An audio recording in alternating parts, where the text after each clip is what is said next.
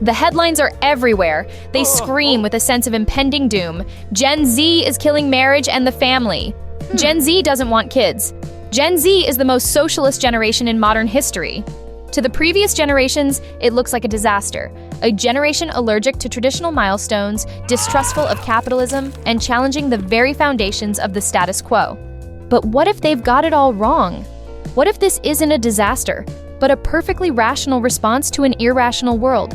What if Gen Z doesn't hate babies, but hates the system that makes having a family financially impossible? What if they don't love socialism, but hate a form of capitalism that leaves them with crushing student debt and no hope of a future? Today, GENSHIFT is cracking open this generational paradox. We'll show you why this isn't a rebellion. It's a strategy for survival. Get ready to understand the mind of a generation that's being misunderstood. Hit that subscribe button now to join us in navigating tomorrow's mind and the technologies shaping.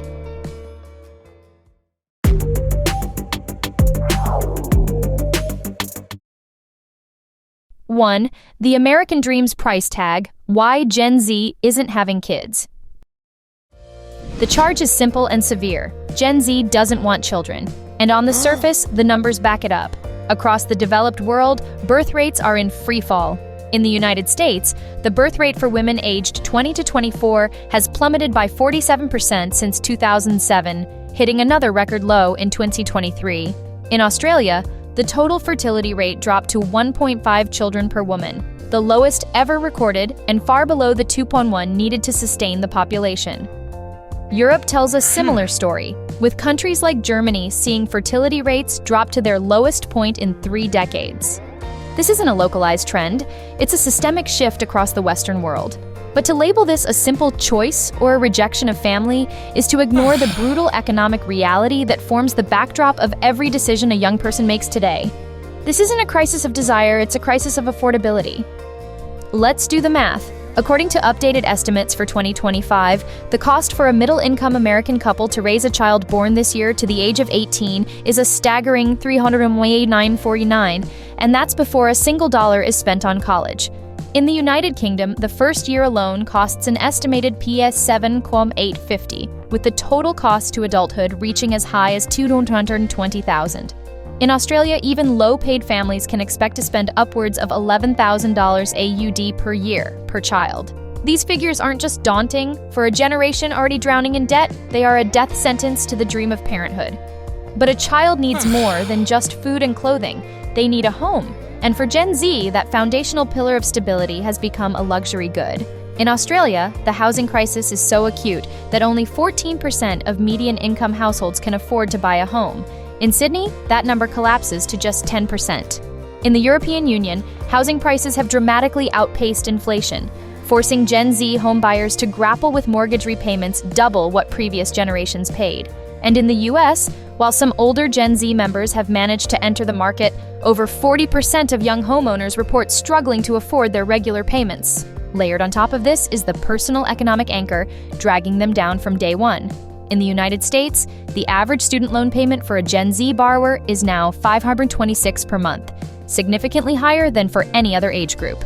Their average personal debt already sits at a shocking $94,100. This financial burden is compounded by the fact that their wages are failing to keep pace with relentless inflation.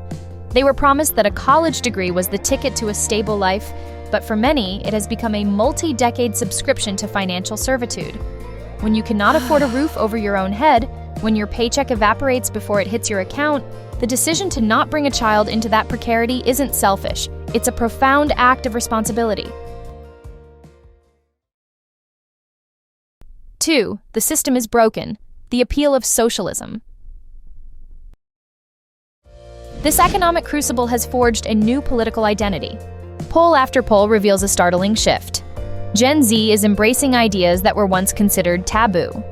A 2025 survey found that 62% of young Americans aged 18 to 29 hold a favorable view of the word socialism. In the United Kingdom, that number is even higher, with 67% of young people stating they would prefer to live in a socialist economic system. To many older observers, this sounds like a radical, naive rejection of the very system that created Western prosperity. But this interpretation misses the point entirely. Gen Z's affinity for socialism is not about a desire for state-controlled economies or the abolition of private property. It's a pragmatic, targeted response to a version of capitalism they perceive as fundamentally broken and unjust. Look closer at the specific policies they support. It's not about seizing the means of production, it's about building a floor beneath their feet. Nearly 9 out of 10 Gen Zers in the US believe that healthcare is a basic human right.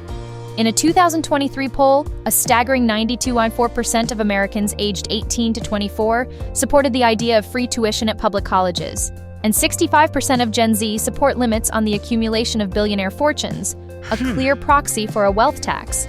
These are not abstract ideological fantasies, they are direct practical solutions to the crushing burdens of medical bills, student debt, and staggering inequality that were detailed in the last section.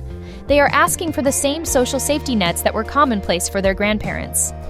To understand the powerful psychological engine driving this shift, we can turn to a framework developed in the 1960s by behavioral psychologist J. Stacey Adams called equity theory. The theory posits that human motivation is driven by a perception of fairness. We constantly and often subconsciously compare the ratio of our inputs, our effort, time, skills, and sacrifices to our outcomes, which are the rewards we receive, like salary, security, and recognition. Crucially, we then compare our own input-to-outcome ratio with that of a referent group, others we see as our peers or predecessors. When we perceive a significant imbalance or inequity, it creates a state of psychological distress. This distress motivates us to take action to restore a sense of fairness. Now, apply this model to Gen Z. Their inputs are immense. They are on track to be the best educated generation in history, they have paid historically high tuition fees, and they are entering a hyper-competitive workforce while navigating unprecedented social and environmental anxiety. Their outcomes, however, are starkly diminished. Crushing debt, stagnant real wages, and the inability to afford basic milestones like homeownership. When they compare their input-to-outcome ratio to that of the baby boomer generation, who often enjoyed affordable education, accessible housing, and stable careers, the inequity is not just apparent, it is monumental. This profound sense of systemic unfairness creates the exact psychological distress that equity theory describes. Their support for socialist policies is a direct, logical attempt to restore balance. Universal healthcare and free college are seen as ways to reduce their required inputs. A wealth tax is seen as a mechanism to adjust the outcomes of a system they feel is unfairly weighted toward the top. This isn't a rebellion against capitalism. It's a desperate attempt to recalibrate it, to make the system equitable enough to simply survive in. 3. A value shift, redefining family and community. Faced with an economic system that has priced them out of traditional life scripts and a political system they feel has failed them, Gen Z is not simply waiting for the world to change. They are actively building a new one, founded on a radically different set of values. The very definition of a successful life is being rewritten. For previous generations, success was often measured by external markers, a large house, a prestigious career, and the accumulation of material wealth. For Gen Z, that definition is inverted. Success is defined from the inside out. Polls show they prioritize purpose, impact, and love above all else. A staggering 70% state that personal fulfillment is more important than material success. This new hierarchy places mental wellness, sustainability, and social equity at the very top, values that are fundamentally incompatible with a relentless pursuit of wealth at any cost. This value shift has profound implications for the family structure. The normalization of being child-free is a direct result. Polling shows that as many as 1 in 3 young people in the US do not want to have children, citing not only financial instability, but also climate anxiety and a desire to prioritize their own mental health. For those who do choose parenthood, the one-and-done family is rapidly becoming the new norm, driven by the same economic and environmental pressures. This is not a rejection of family, but a reevaluation of what a responsible, sustainable family looks like in the 21st century. Perhaps the most significant social innovation emerging from this generation is the mainstreaming of the chosen family.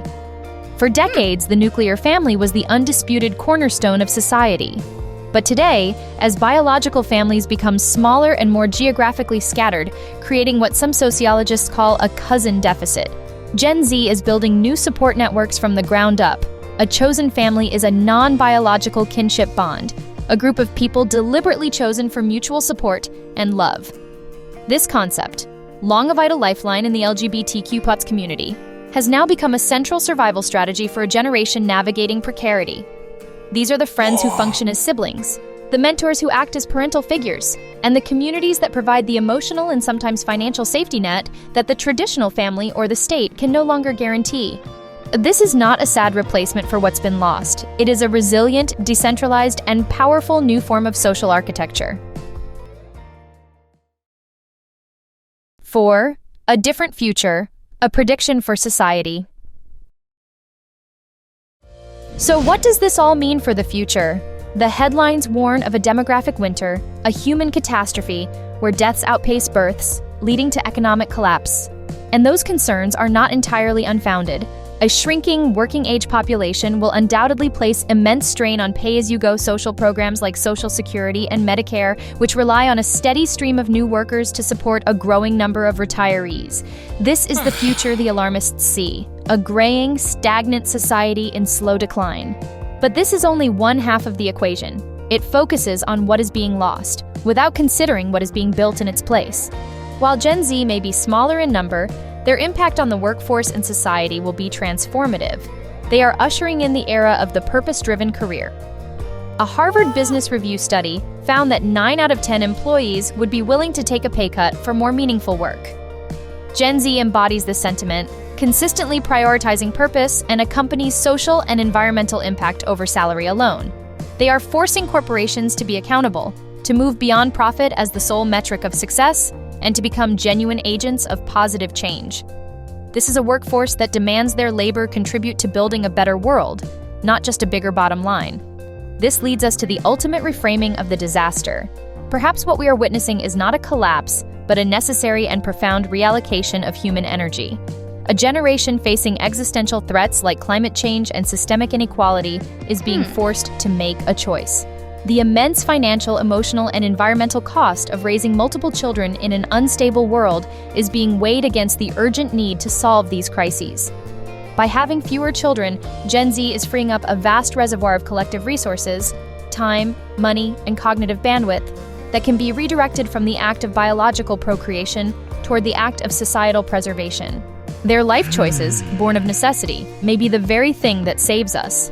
The so-called disaster of a shrinking population might be the unintended but essential catalyst for creating a more sustainable, more equitable, and more humane world, the kind of world that might, one day, feel safe enough to bring children into again.